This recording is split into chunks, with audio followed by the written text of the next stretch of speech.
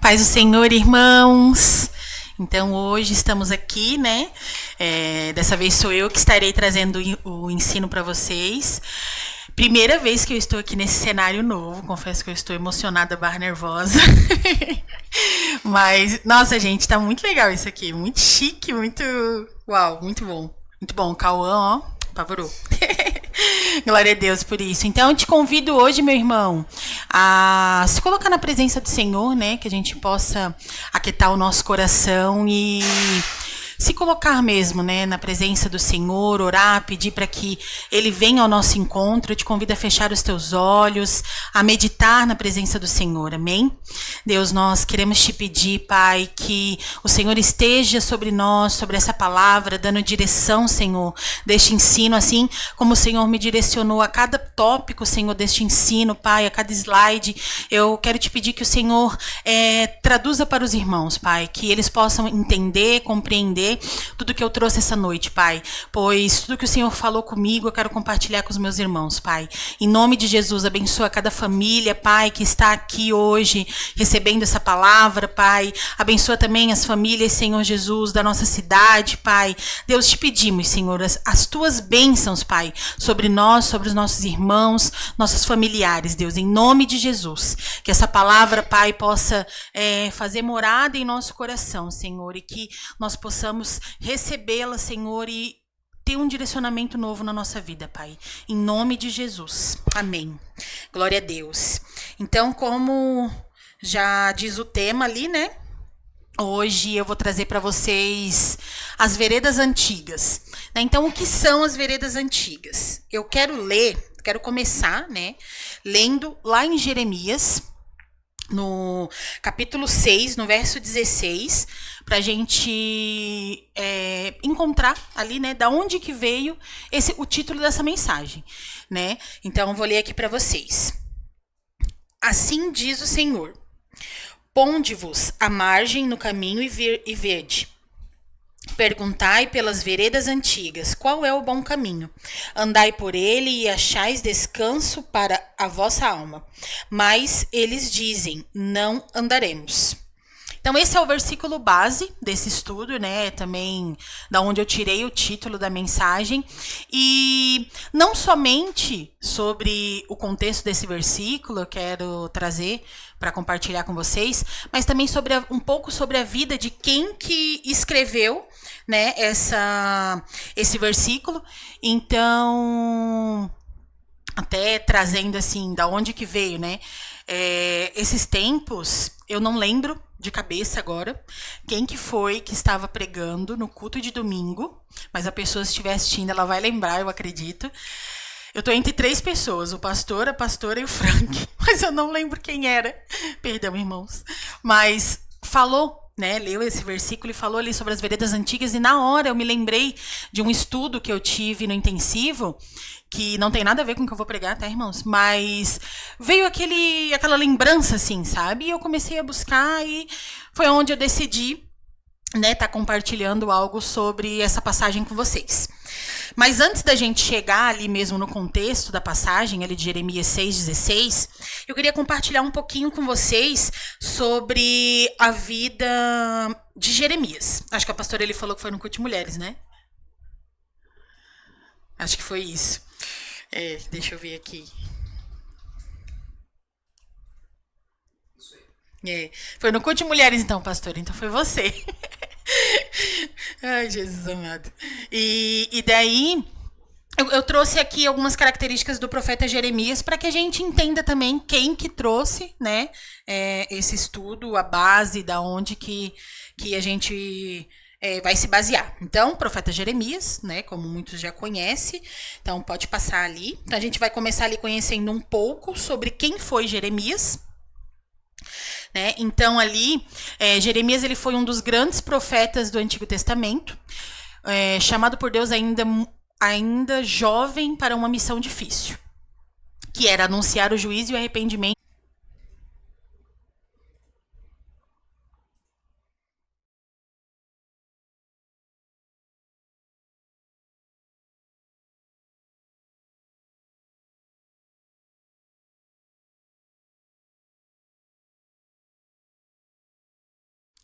Voltamos aqui então. Travou aqui, acho que foi meu nervosismo, irmãos, que fez travar. Misericórdia. Então, acredito que eu parei ali na hora de ler ali o versículo, né? Então, se os irmãos puderem abrir Jeremias 1, a gente vai ler ali os 4 primeiros versículos. Diz assim: palavras de Jeremias, filho de Euquias, um dos sacerdotes que estavam em Anatote, na terra de Benjamim. E a ele veio a palavra do Senhor, nos dias de Josias, filho de Amon, rei de Judá, no 13º ano do seu reinado, e também nos dias de Jeoaquim, filho de Josias, rei de Judá, até ao fim do ano unidécimo, de Zedequias, filho de Josias, rei de Judá, e ainda até o 5º mês do exílio de Jerusalém. Então aqui a gente já vê que Jeremias ele foi muito atuante ali, né, em muitos dos reis que tem uma história ali, que fizeram histórias durante os seus reinados em Judá, Jerusalém. A gente vê que Jeremias ele fez parte, né? Então versículo 4, a mim veio, pois, a palavra do Senhor dizendo: antes que eu formaste no ventre materno, eu te coloquei, e antes que saístes da madre, te consagrei e te constituí profeta às nações. Eu vou parar aqui, vamos dar continuação ali. Então, ali eu deixei um pedacinho ali do versículo, né, como um versículo chave. Então, antes que eu te formasse no ventre, eu te conheci. Então, aqui, irmãos, nós podemos ver que Jeremias ele foi chamado antes mesmo do seu nascimento, mostrando que a sua vida já tinha um propósito para Deus, né? Já tinha um propósito divino, no caso. Então, ele foi chamado muito cedo. E eu acredito que Jeremias, assim como qualquer um de nós, quando é chamado, né, independente para quem é chamado cedo, para quem é chamado já na vida adulta, a gente tem muitas dúvidas, né? Muitos porquês, muitos poréns, e eu creio que com Jeremias não foi diferente também, né? Então, vamos partir ali para o próximo.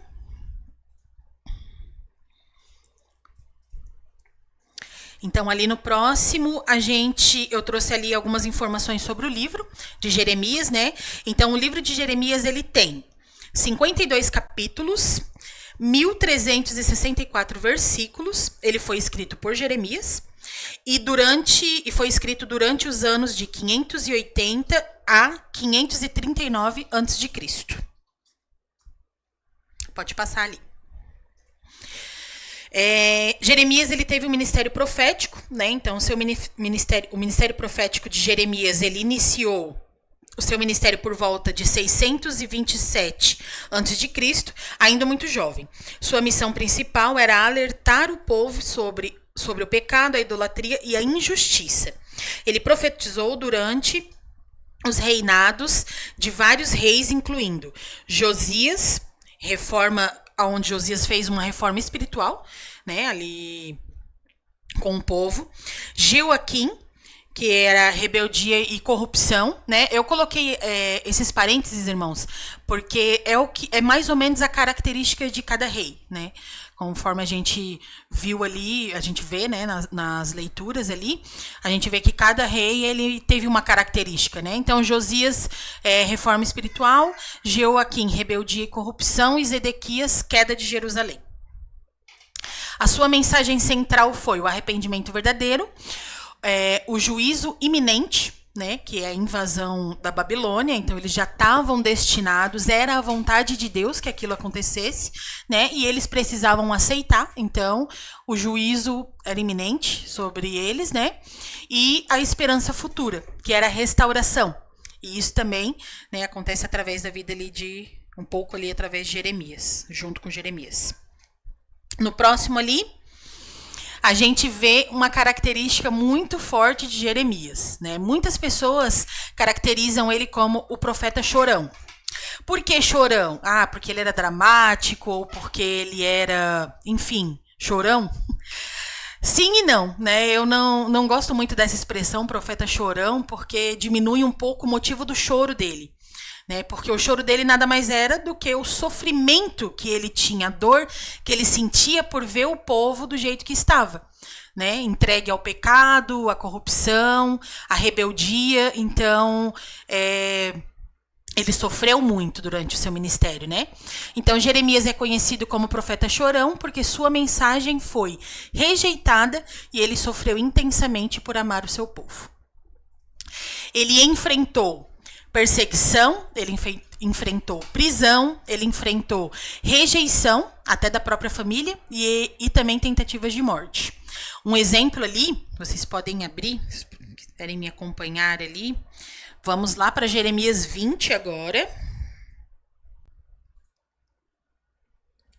Jeremias capítulo 20, ali o verso 7 até o 9, a gente vai ler. Então, Jeremias 20, versículo 7. Persuadiste-me, ó Senhor, e persuadido fiquei.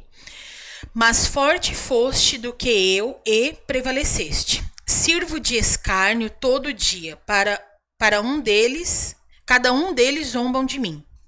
Porque sempre que falo, tenho de gritar e clamar, violência e destruição. Porque a palavra do Senhor se me tornou um opróbrio eludíbrio todo dia? Porque a palavra do Senhor, meu Deus, gente, vou ler de novo. Porque a palavra do Senhor me tornou um opróbrio iludíbrio todo dia. 9. Quando pensei, não me lembrarei dele e já não falarei no seu nome. Então isso me foi no coração como fogo ardente. Encerrado nos meus ossos, já desfaleço de sofrer e não posso mais. Então aqui, né, nessas passagens, né, a gente vê que mesmo sofrendo, mesmo em agonia, ele não conseguia parar de falar a palavra de Deus, né? E ele ardia de fogo por dentro daquilo que o Senhor colocava no coração dele para passar para o povo, né? Então, mesmo diante de situações terríveis, mesmo com a alma, o espírito afligido, ele continuava levando a palavra de Deus, né? O que Deus mandava ele falar, né? Que eram palavras duras, né? Eram palavras de arrependimento e, enfim, né? Então, por isso que ele era tão emotivo, tão emocionado. Pode passar, mano. Então, aqui eu trouxe alguns pontos ali, onde a gente vê ali no início seguindo ali o livro de Jeremias. Então, a gente vê ali a queda de Jerusalém.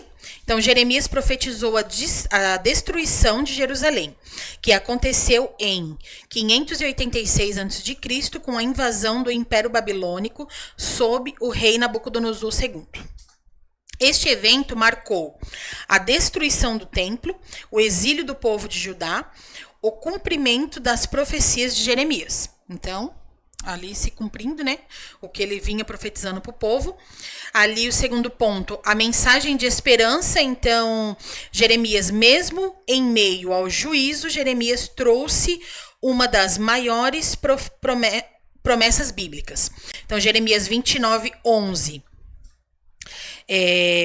Eu é que sei os planos que tenho para vocês. Um versículo bem conhecido, né? Então, a promessa de uma nova aliança onde a lei de Deus seria escrita no coração. Essa promessa aponta diretamente para o cumprimento em Jesus Cristo. E o terceiro ponto ali é o livro e o legado de Jeremias, né? Então, Jeremias é tradicionalmente associado a dois livros. O livro de Jeremias e também Lamentações de Jeremias. E o seu legado inclui fidelidade em meio à rejeição, coragem para falar a verdade, amor profundo pelo povo e esperança mesmo em meio ao caos, né? Mesmo no caos. Então, a gente sabe ali que o livro de Lamentações também foi escrito por Jeremias, né? E também traduz um pouco do sofrimento dele ali. Mas a gente vai ficar só aqui mesmo em Jeremias. Pode passar ali, mano. Então, as lições da vida de Jeremias. Então, a gente tem 4 pontos ali que a gente pode tirar de lição através da vida de Jeremias. Então, Deus chama as pessoas antes mesmo delas estarem prontas. Isso nos ensina, né, a caminhar com Cristo, né? O início da nossa caminhada ali, a gente não se sente pronta. E assim, irmãos, eu vou ser bem sincera que a cada novo desafio durante a nossa caminhada, eu não sei vocês, mas eu nunca me sinto pronta. Eu sempre tento seguir a direção de Deus e confiar que se o Senhor está me colocando ali é porque Ele quer me usar e Ele vai me dar capacidade para aquilo. Né? Porque se sentir pronta, não, me sinto 100% pronta, para mim é uma palavra muito, muito difícil. O segundo ponto ali, obediência não depende de aceitação das pessoas. Né? Terceiro ponto, é possível sofrer e ainda permanecer fiel. Esse é um ponto que eu considero que a gente ainda não vive. Né? Hoje, o nosso contexto de cristão no Brasil, raramente a gente sofre alguma perseguição. Né? Eu vou dizer por mim, é claro que em outros contextos, missionários, pessoas fazendo missões, né, no Brasil, devem sofrer, com certeza, mais perseguição, mas nós ainda não passamos por isso. Né, não chegamos perto mesmo de sofrer uma perseguição por causa do evangelho. Né? E é um fato. Né, talvez a gente venha passar por isso e que a vida de Jeremias, né, tudo que é a própria palavra de Deus, mas trazendo para o contexto do que a gente está estudando hoje, que é Jeremias, a gente possa fundamentar ali, né, a nossa fé e principalmente encontrar refúgio ali e força em tudo que esse profeta foi para a história de Israel, né? Então é possível sofrer e ainda permanecer fiel, e Deus sempre deixa uma promessa de restauração. Isso serve para nós ainda hoje, não ficou lá no Antigo Testamento, não morreu em Jeremias, mas a palavra de Deus ela é fiel, nosso Deus ele é fiel, né? Então ele sempre deixa uma promessa de restauração, né? Seja uma vida que tem que ser restaurada, seja, enfim, né, um propósito, né? No contexto aqui de Jeremias, era o templo, era o povo, era a união do povo, né? E isso encaixa para nós também. Então, esses foram os pontos de Jeremias, né? Só uma pinceladinha, uma breve introdução, só para a gente entender quem foi o profeta que escreveu essa passagem, quem ele era, qual a importância dele na Bíblia, na palavra de Deus, né? E a gente vai iniciar ali no tema, que são as veredas antigas. Então, como eu li lá em Jeremias 6,16, diz, assim diz o Senhor, ponde-vos à margem no caminho e vede. Perguntai pelas veredas antigas, qual é o bom caminho? Andai por ele e achareis descanso para a vossa alma. Mas eles dizem, não andaremos. Né? O finalzinho desse versículo ele é bem duro, né? Então, pode passar ali. Então, aqui a gente vai ver a ordem de Deus no contexto desse versículo. Então, o versículo ele traz uma sequência espiritual muito clara. É um versículo que realmente ele é bem sugestivo ali para entender, né? Mas eu separei ainda em 4 pontos para a gente poder destrinchar um pouquinho mais e estudar juntos. Né? Então, a primeira parte ali. Ponde-vos nos caminhos. O que isso significa para nós? Que é um momento ali, né, de parar, de observar a nossa vida, né? Então, tome consciência da sua direção, tomar consciência do que nós estamos fazendo, né? Então, muitas vezes a gente está indo por um caminho, a gente está vendo que a gente está indo no caminho errado, né, de uma atitude, enfim, e a gente peca e erra quando falta com isso, né, de realmente não saber ou não reconhecer a hora de parar, observar, opa, peraí, como é que tá a minha vida, como é que tá as minhas atitudes, né? Então, esse primeiro trecho ali do versículo, ele quer dizer isso, né, que é o momento da gente parar, observar, né, como que tá a nossa vida. Então, continuando ali, vede. O que quer dizer esse vede? Ele está nos convidando a gente analisar os nossos caminhos, né? Analise os caminhos, discernimento espiritual também.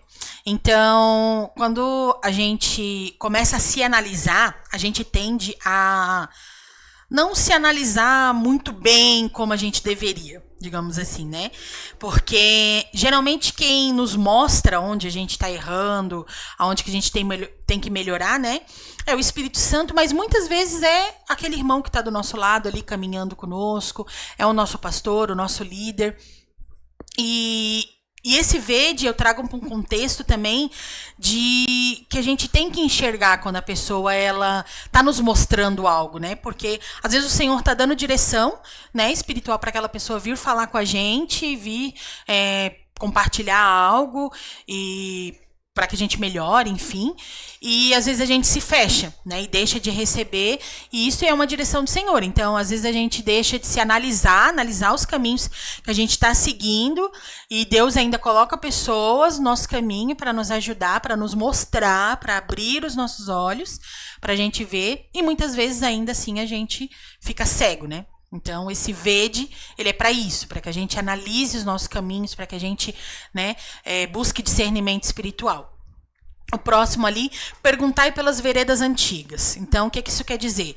É basicamente buscar orientação e voltar para a palavra, né? Essa buscar orientação é realmente ir atrás de pessoas que são mais vividas do que a gente, né, na caminhada. Pessoas que têm uma bagagem maior do que a gente, pessoas que têm mais autoridade espiritual, pessoas que têm mais responsabilidade espiritual, né? E muitas vezes a gente vê isso não somente no tempo de caminhada. Às vezes eu tô há 20 anos na igreja e eu ainda não me posicionei, né? Eu continuo não buscando orientação, eu continuo não me aprofundando na palavra, não buscando a palavra, e isso é ruim, né? Para mim, é ruim para quem está ao meu redor, e eu vou sempre ficar naquela mesmice, nunca vou caminhar, nunca vou desenvolver, né? E esse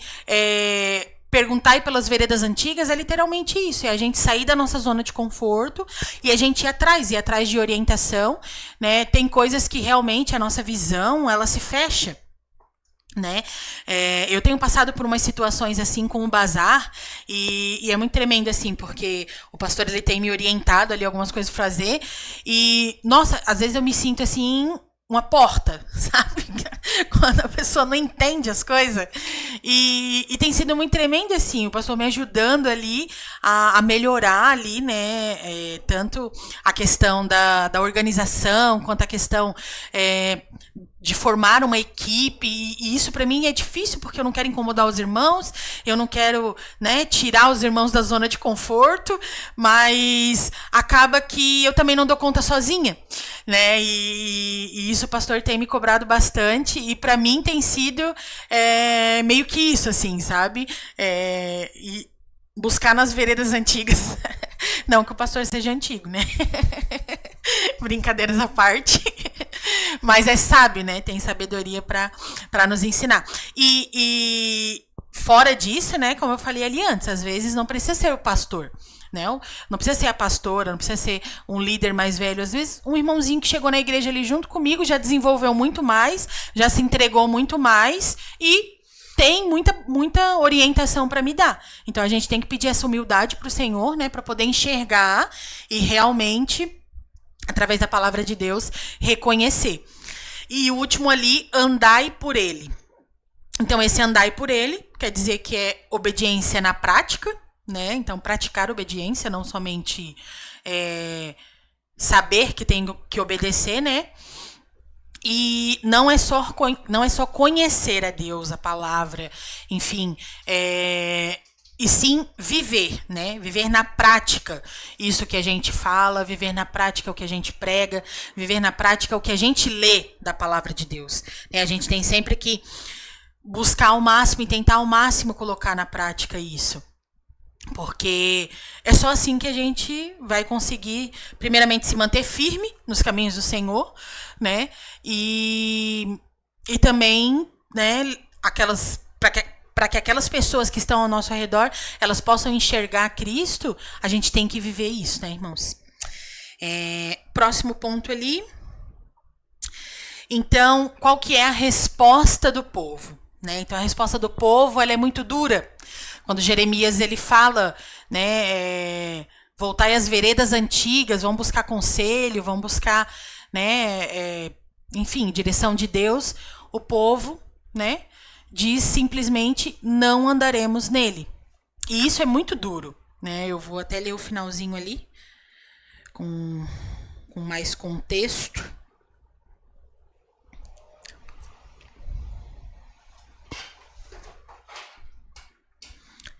E o povo... Aqui, vou ler da parte B aqui. Aqui. Mas eles dizem, não andaremos. E aqui eu vou continuar a leitura só para a gente ter um pouquinho mais de direção.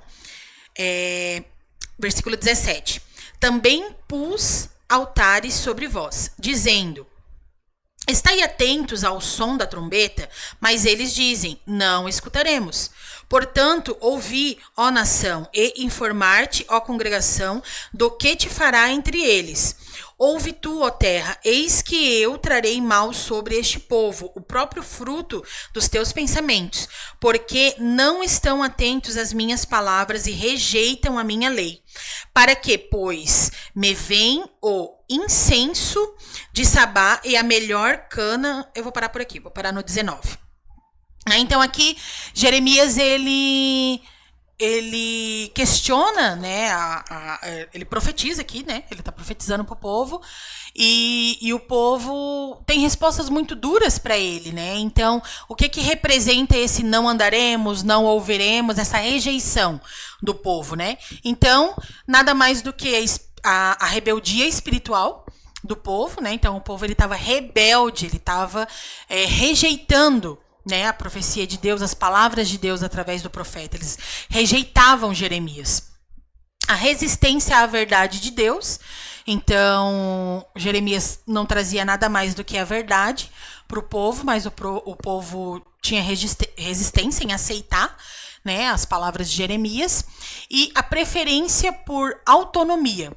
Então, o povo ele não queria dependência de Deus. Eles queriam agir por si próprio e as consequências, né, dessa atitude do povo foi trágica, né? Então, o próximo ali, trazendo o contexto desse versículo, né, para o Novo Testamento. Então, lá em Mateus capítulo 11, verso 28, eu vou ler aqui para vocês ele na íntegra.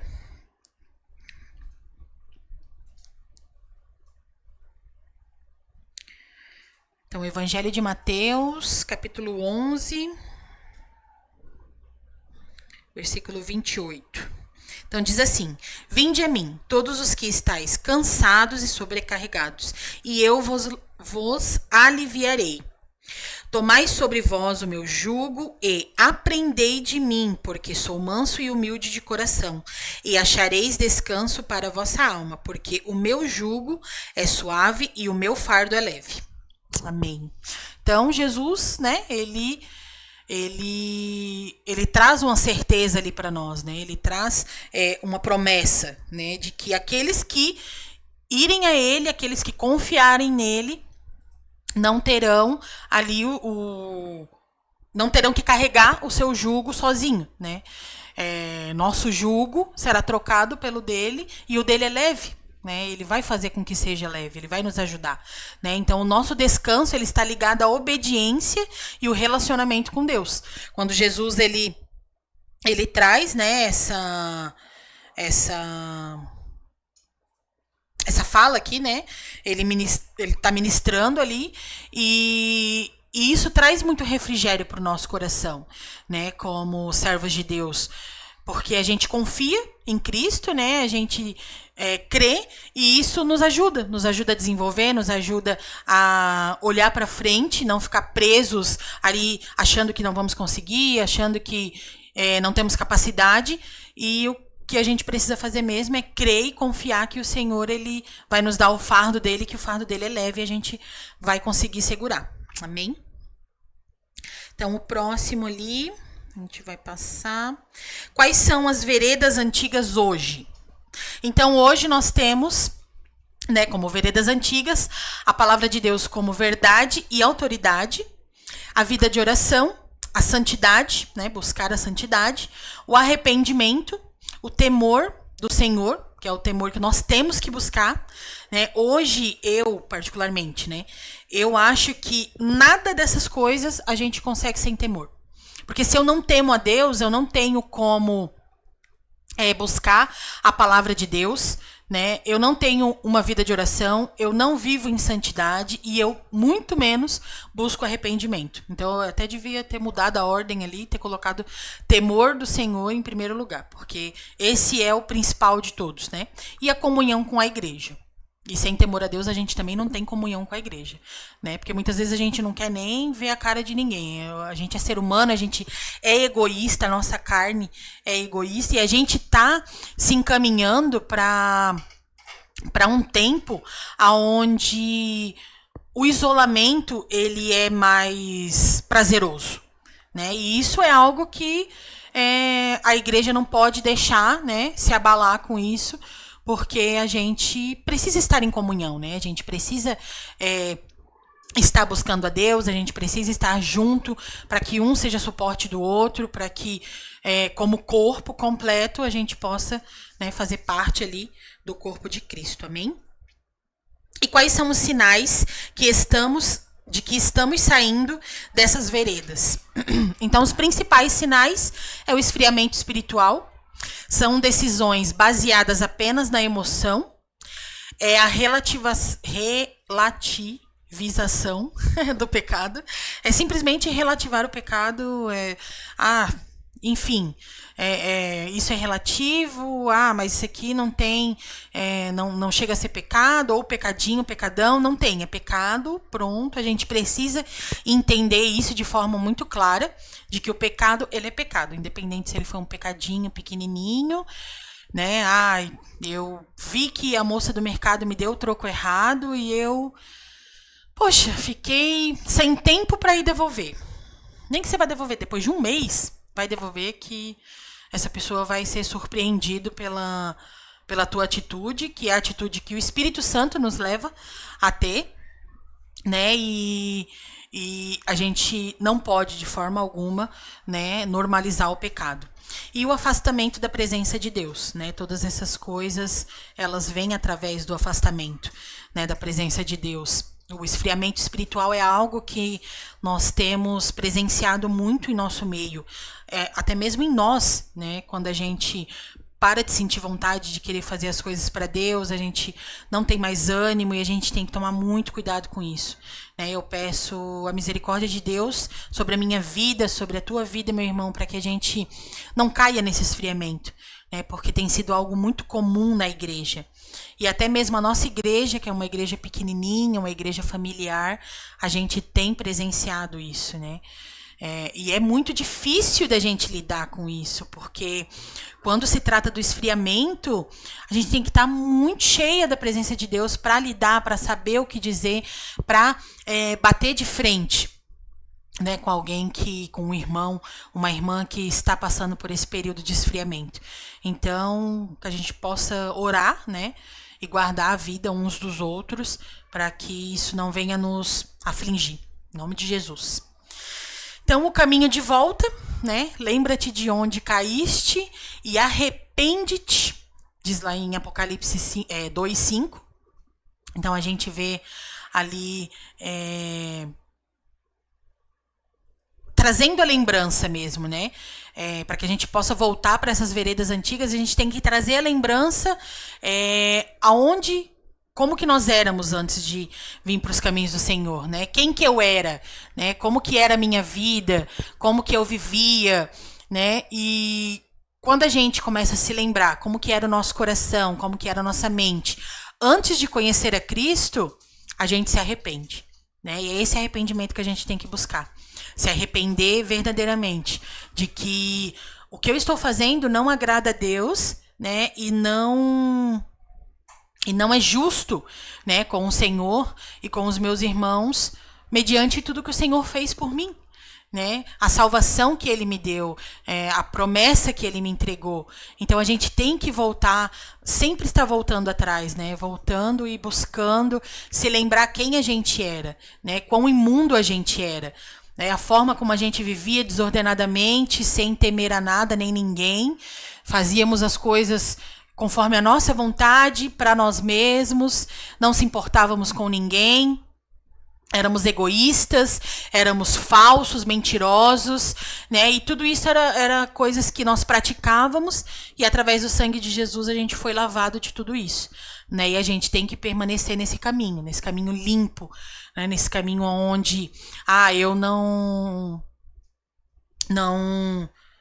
estou sujeito a pecar. Não, pelo contrário, a gente está muito sujeito a pecar, a gente corre muito risco, né, de cair em pecado, mas a gente tem que ter a noção e principalmente o temor de Deus, né, irmãos, sobre essa palavra, sobre tudo que foi entregue para nós, né? Assim como Jeremias, ele teve, né, muito temor, muito amor pelo povo ali de Jerusalém, de Judá, todo o povo, né, de Deus.